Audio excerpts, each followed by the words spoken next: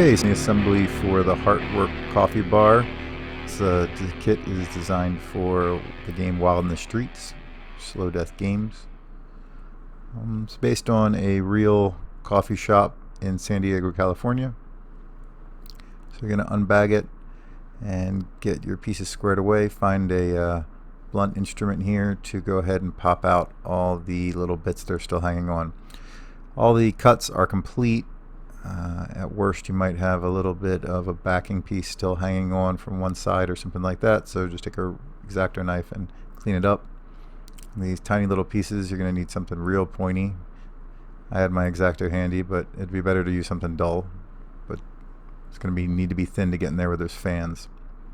So as I'm doing this, I'm making kind of little sub-assembly areas. You can see I've got the stone wall pieces stacked up, and then all of the pipe and the traffic bumper wall. So first we're going to take our backer for our front sign. I'm going ahead and glue it in. Keep an eye on where you are putting your glue, that it's actually going to touch the object you're pushing it against. Now there's a slight warp, it looks like, in the roof piece, so you're going to have to hold it a little longer. If you have trouble getting your tabs into the slots, you may need to sand them down just a little bit. Some of the kits went out with tight slots, but that's been fixed now. So I'm just holding it to try and straighten out that warp a little bit, getting it ready to go ahead and place the actual front signage on. Now, it does not tab in, it's just going to align with the back piece that is already tabbed in.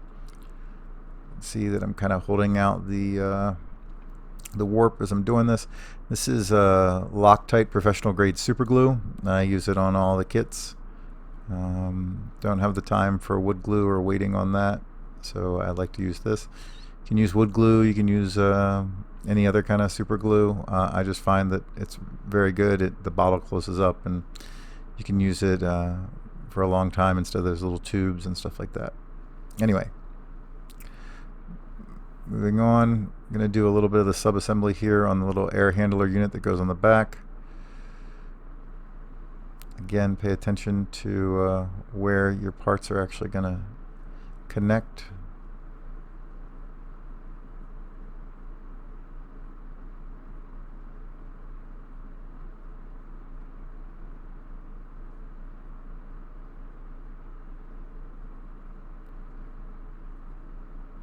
Get your little piece all together there. I'm just going to set it where it goes on that back wall. And then we have the little side vent as well. So we're going to get some of our walls out. That's the front wall. There is the left side wall and our right side. Here we go. So I don't really mess around with this glue. I kind of just slather it everywhere. It's pretty thin, so once it sets up, I don't ever notice anything about it setting up on anything and making a new layer, but it works great. We've got our exhaust vent. Tried to accurately recreate as much of the doodads that are actually hanging on the outside of the real building as possible. Add some fun stuff. Now you can go ahead and add this now. Just remember that your secondary roof section has to be glued down to the bottom of the roof before you put your walls on. Then I'll mention that again later when I go to do that. You have two different door handles. The bigger C door handle is for the front. It'll go in the acrylic of the front wall when we get there. We're going to kind of do a dry fit on the walls here as we put them together. Going to glue the side corners together, but not be putting glue on the part that is actually going to go up to the roof. So what it'll do is it'll just kind of square it up, and then we'll let it set up just a little bit in its position. I'm going to use the actual roof piece as a guide just to get it in the right positions here.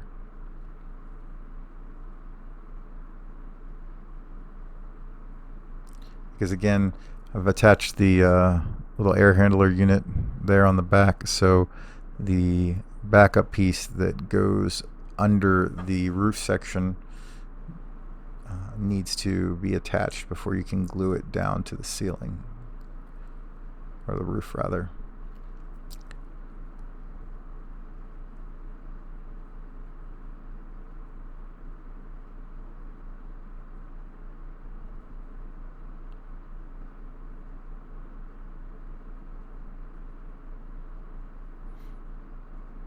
And once I'm happy that it's square enough,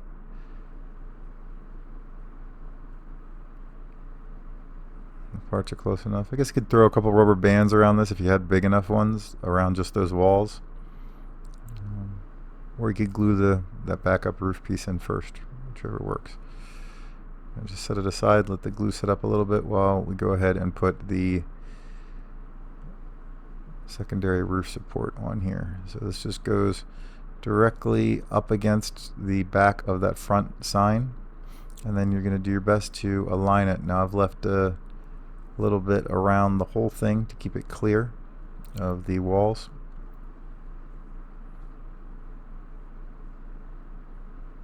And now we can attach our walls.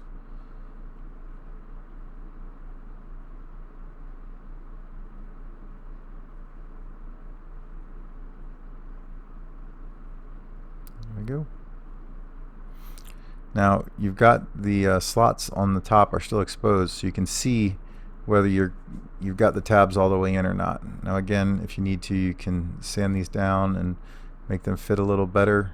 That's why I recommend dry fitting some parts like this. It's a big kind of a section to be attaching, and then you're also going to want to maybe keep some weight on it, throw a book on it or something like that if it's warped. A lot of times with MDF, moisture changes in the environment can make the one side become more dry than another, which is normal with a wood product. So if you're having any kind of issue like that, go ahead and hold it in place to get the warps out. You can also do a trick where you take a brush, a big brush, like a 1-inch wide brush or something like that, with a little bit of water on it, and you actually do an X on the opposite side of the warp to put some more moisture back in it. It can work on almost anything, cardboard, all kinds of stuff. So that front strip, that narrow strip that looked like a piece of garbage in the bag, is actually there to cover the tabs on the roof, and the rectangle is there to cover the tabs from the walls on the roof as well. Do your best to just line it up. Once you paint the roof gray or black or whatever, you know, any of the bits of the slots that are hanging over are going to pretty much vanish. Not going to notice them anymore. Alright, so now we're going to move on to our etched rock walls. I'm going to start on the back here. Now, there isn't another piece to align. You can look in the pattern, and if you want, there is a little bit of a pattern that will match on both sides, but it's up to you whether you want to match it up. Now on the other side, on the front corner, we'll go over that there is a like a grout joint alignment that you should pay attention for.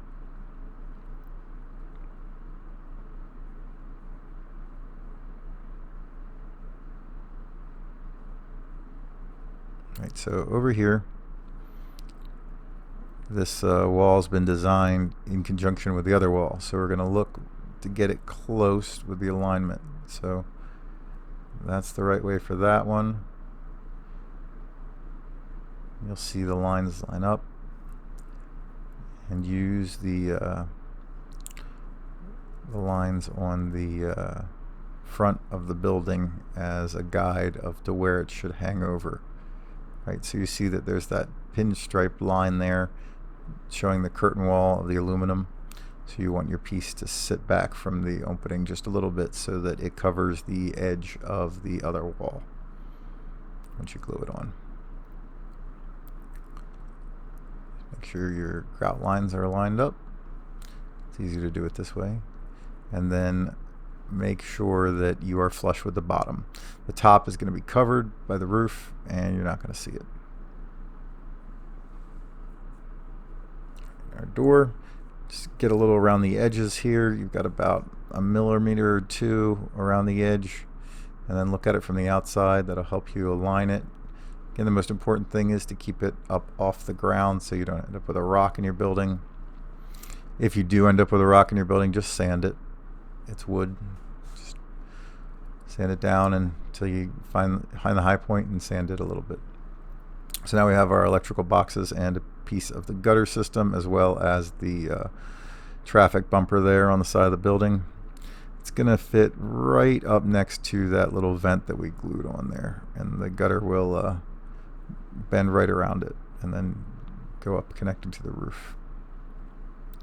Then we have the other side of our traffic bumper, or our detail side, has the bolts on it or whatever for the front.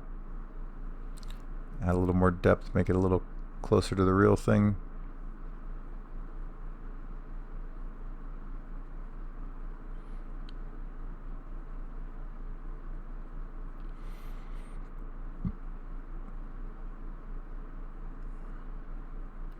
Go ahead and put on the other side here.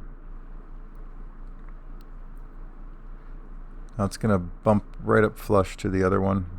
A little bit of a gap, but you can press it right up against it because the gutter for the rear edge of the building is going to need to attach.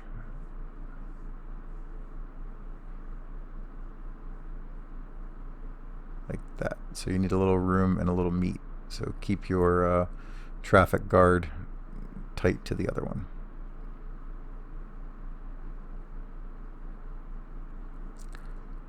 Now this little electrical conduit box here may be a little long, so we've left this so you can clip it depending on how your wall's set up with your roof. So you just take some clippers and clip it down so it fits nice and doesn't stick off the bottom. People's roofs are going to be sticking up a little bit more. This piece is MDF is so thin, it just takes a couple of snips to get it the right size.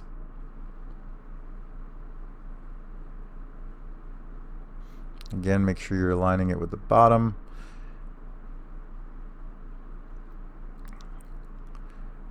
Next we have our trim piece that goes on top of the stone wall, the ornamental stone wall in the back.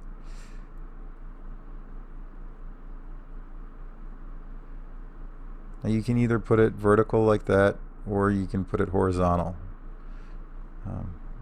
I prefer horizontal usually, just because we're looking down on the table, so the added detail looks better from the top than from that front edge.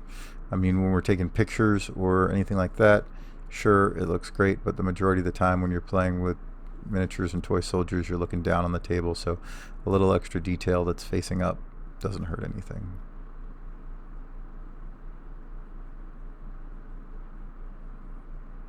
Now we have our pieces to cover up our tabs on the corners here.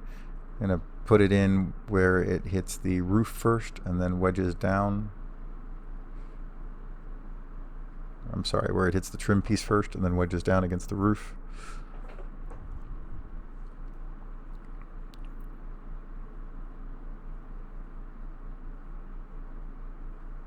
And we're going to do the same on this edge here.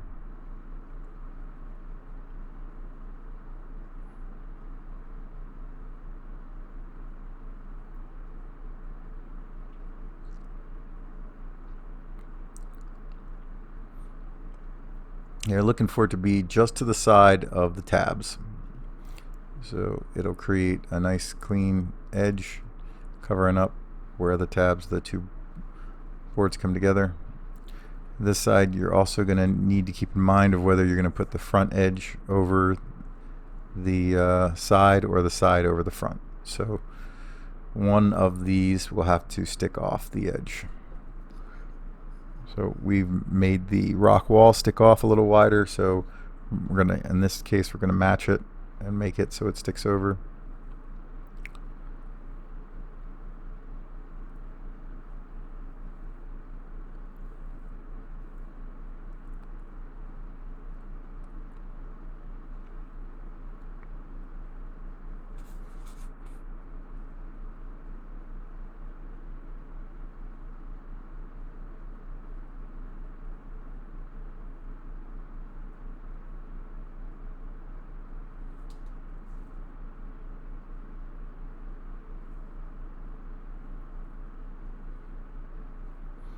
And that's it for most of the MDF. I think the last MDF piece is the handle that goes into the acrylic front wall.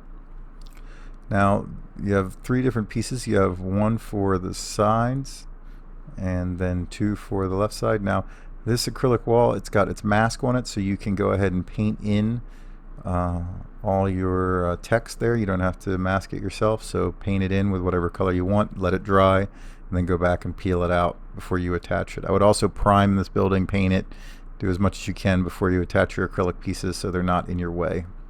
I would definitely attach the acrylic parts last. You have a piece to fit in that window there.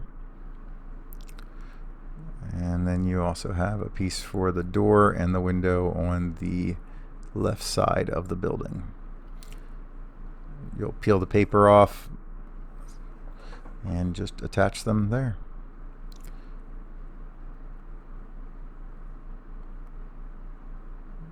You can glue your door handle on, and that's it. It's a Heartwork Coffee Bar.